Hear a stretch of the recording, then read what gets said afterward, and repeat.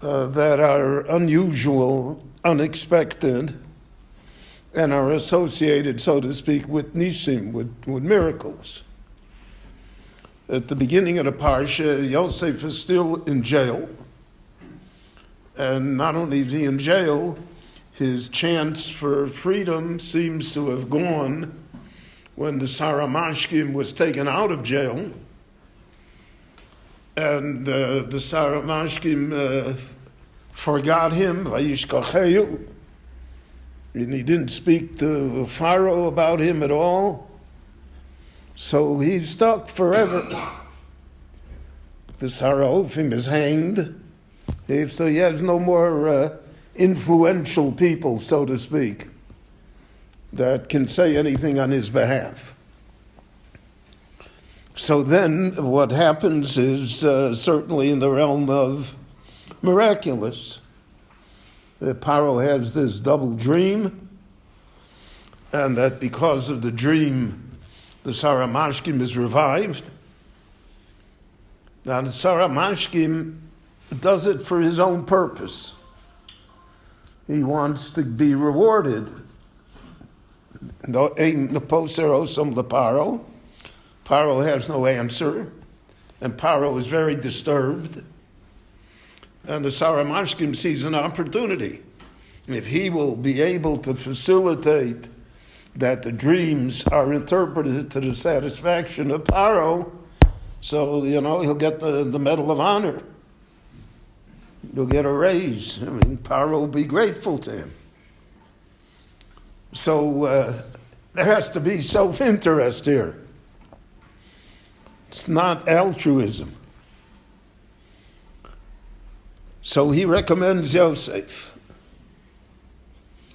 And Paro, miraculously, somebody would come and tell the Pharaoh, there's a guy in jail that maybe can help you. Not likely that he would adopt such a policy, especially if the newspapers found out. But here, the whole story now goes from the rational and realistic to the miraculous. So it begins with hishtadlus. It begins with natural, normal attempt of Yosef to get out of jail. Kim schartani, he tells the Sarah Mashkim, remember me. But it is transformed into the miraculous. That Paro should be interested to do such a thing. And that Yosef should be taken from the pit, from the dungeon, and presented before him. And that Yosef takes advantage of the situation in an unbelievable fashion. He tells him the interpretation, 7 years of famine, 7 years of plenty, 7 years of famine. But then he gives him a whole agenda, a whole program to follow. And you should find the person, and he should be in charge, and he should do it. Who asked him for that? So again, in a normal situation, we would think that the Pharaoh would be resentful of that. Who's this guy telling me what to do? We all know that people who have established positions, who think highly of themselves, don't like anybody else giving suggestions. That's human nature. And here he's giving Paro the agenda. He's telling him what to do. And Paro likes it. Not only likes it, he appoints Yosef. You're the smartest, you're the best that I have, and you're going to become the Mishneh LaMelech, and everybody's going to bow to you. So in one day, Yosef goes from being a prisoner in the dungeon to riding in a golden chariot and everybody bowing before him. So that's certainly in the realm of miraculous, out of the ordinary. Then what will Yosef do with that? That is the balance of the parsha. What will he do with that regarding Egypt itself and the world? You know, he decides that he's going to sell grain to the entire world. He doesn't have to do that. He can say, let everybody else starve. Egypt is going to have grain. Why should he share it? But that would not be in the tradition of the Avos. It would not be in the tradition of what the Torah teaches us of being kind and merciful to everyone. And then he has the question of what is he going to do now with his brothers? So he decides he's not going to tell them. He's not going to give any message, even though his father mourns him, even though he is undoubtedly aware of the pain that his father must feel. But he decides that he's going to play the game to the end, which he does. We see it in Parashat Vayigash. So that's the story in Mikeitz, right? This kind of miracle, which is semi-natural, but ends up miraculous, because there's no other way to look at it. There's no other way for it to happen. Now, the story of Chanukah happens in 165 before the Common Era. It happens 150 years after Alexander the Great came to Jerusalem. In those 150 years, Greek culture came to dominate the entire Middle East, and certainly to dominate in Israel as well. And when it came to dominate, then a large section of the Jewish people became Hellenized. They became Mitzvahim. And Hellenized then meant to worship idols, to have a pagan culture, not to engage in circumcision, to glorify the human body. Now the Greeks also had intellect and art and everything else with it. They were not a barbarian culture. But it was an all-pervasive culture. And eventually the Jewish people are brought to their knees. The Beis Hamikdash is defiled, and the defilement takes place in two different areas. One, the Kohanim themselves become Hellenized. The Kohanim themselves, the upper class, the aristocracy, the ones that were meant to preserve the Jewish people. Sifsei Choen Yishmu Das V'Torah Yavakshu Mipiu Ki Malach Hashem Tzvokosu. That definition of the Kohanim went out the window. They were the representatives of the Greek culture. So at the lowest ebb of Jewish life, a family arises, the family of Matityahu and his 5 sons. And this family, the Hashmonaim, arise in rebellion. And the rebellion takes different forms. One form of the rebellion is national.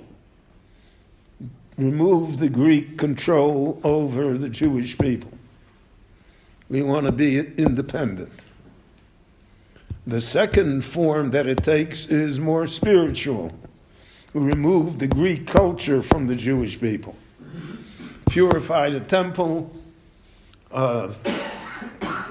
Make certain that Jewish norms and Jewish values pertain, the study of Torah, etc., etc. So it's a two-front war. And not only a two-front war, it's an internal war as well as an external war. Because the Mityavnim are on the side of the Greeks. So in order for a family of 6 to prevail over all of this power structure, so we have to come already to the supernatural. And that's what we say, ala nisim, ala niflos, ala tshuos, ala milchomos. So that's all, the nisim are all included in that, even though we look at the nisim as being natural. They fought a war, and in the war there were casualties. Matityo dies naturally, but 4 of the brothers die by the sword. Only Shimon survives. But the Hashmonaim prevail. It's Rabim biad ma'atim. The few prevail over the many. And that's what we say in Ala Nisim. That becomes the Nes. Because in ordinary terms, that's not how the story should have turned out. And this serves, the Rambam says, as the salvation of the Jewish people. The Rambam points out a very interesting point. He says the Malchus Chashmonaim lasted only 103 years. It's not a permanent Yeshua. Not only that, there are no Chashmonaim left in the world today. Anybody who says he's in Malchus Chashmonai, the Gemara says, Eino Elo Eved. He's not legitimate. Herod destroyed the Chashmonaim. Nobody survived. Nevertheless, the Jewish people survived. And because the Jewish people survived because of the Chashmonaim, so that is the Nes that's involved here.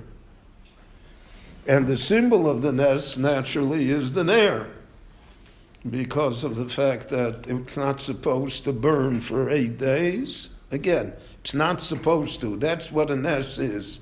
A Nes is, it doesn't follow the opinions of the New York Times.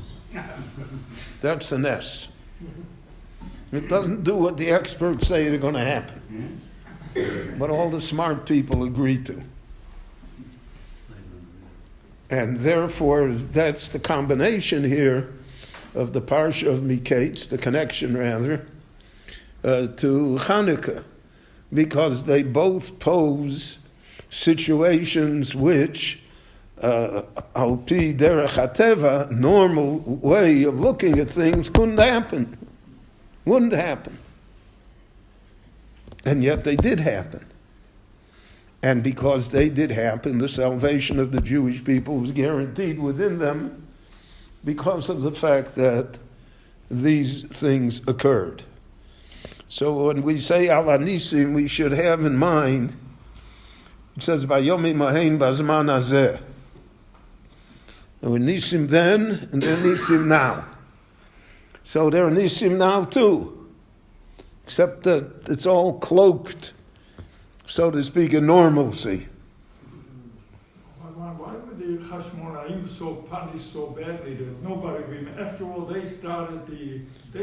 Yeah, so you have to first of all ask the boss, not me. But the Ramban says because of the fact that at the end, the last 2-3 generations, they turned against Torah. They themselves turned against Torah.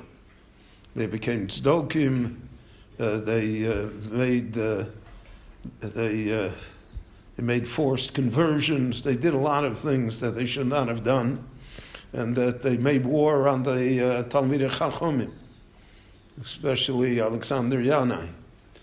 So because of that, the Ramban says that's why they were extinguished. But that doesn't diminish the fact that they are still remembered and that they're the heroes of the story. We mark their victory with this great Yom Tov of Chanukah. Rabbi Chananya ben Akash Omer Otz HaKadosh Baruch Hu L'Zakos Yisrael V'Vichal Chirba Lahem Torah Mitzvot Shenemar Ranoi Chavetz Man Tzidko Yagdil Torah V'Yadir. Yisrael, Nirmalusei, Chayavod, and the Lord of Israel. Ba'agol, Mankorid, Ramen.